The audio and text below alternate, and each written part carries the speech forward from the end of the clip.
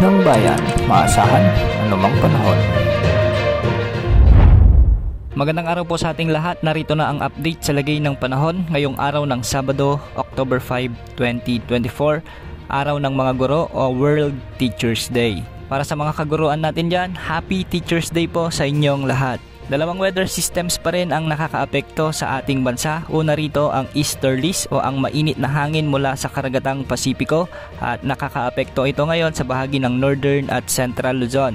Samantalang sa Southern Luzon, Visayas at Mindanao ay naaapektuhan naman ng umiiral na Intertropical Convergence Zone o ITCZ. Ito yung banggaan ng malamig at mainit na hangin mula sa Northern at Southern Hemispheres. Ngayon nga, makakaranas ng bahagyang maulap hanggang sa maulap na papawirin na may mga pulupulong mga pag-ulan o pagkidlat pagkulog ang mga lalawigan ng Batanes, Cagayan, Isabela, Quirino, Nueva Vizcaya, Ilocos Norte, Ilocos Sur, La Union, Pangasinan, Abra, Benguet, Mountain Province, Ifugao, Kalinga, Apayao at Aurora dahil ito sa umiiral na easterlies.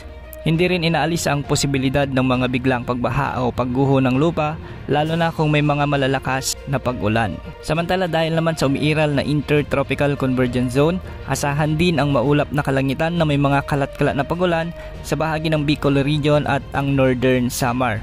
Magiging bahagyang maulap hanggang sa maulap din ang mga kalangitan na may mga kalat-kalat na pag-ulan at pagkidlat pagkulog sa bahagi ng Oriental Mindoro, Marinduque at Romblon. Posible rin ang mga flash floods o landslides lalo na kung may mga umiiral na malalakas na pag-ulan o severe thunderstorms. Samantala sa Western Visayas, sa may Cebu Provinces at ilang bahagi pa ng Visayas, makakaranas din ng ganitong panahon.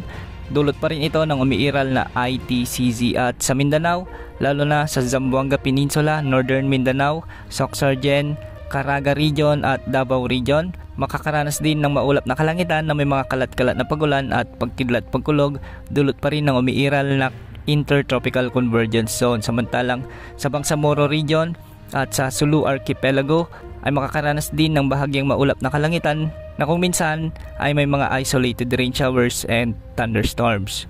Sa ngayon, walang nakataas na gale warning sa anumang bahagi ng ating karagatan, kaya malayong makakapamalaot ang ating mga kababayang mangingisda. Ngunit konting ingat lang po dahil may mga karagatan pa ring medyo maalon sa mga karagatang sakop ng ating bansa.